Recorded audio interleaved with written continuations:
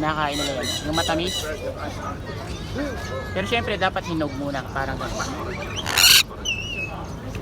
Yan. So ito pa, syempre sikat dito ang mga bulbul birds. Ayun.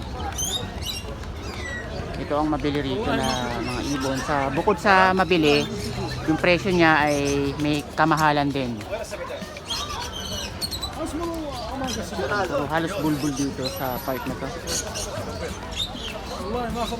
Ibon na malapitan itong isang klase ng bulbul birds. Meron din siyang ring pala, oh. Na may ring siya.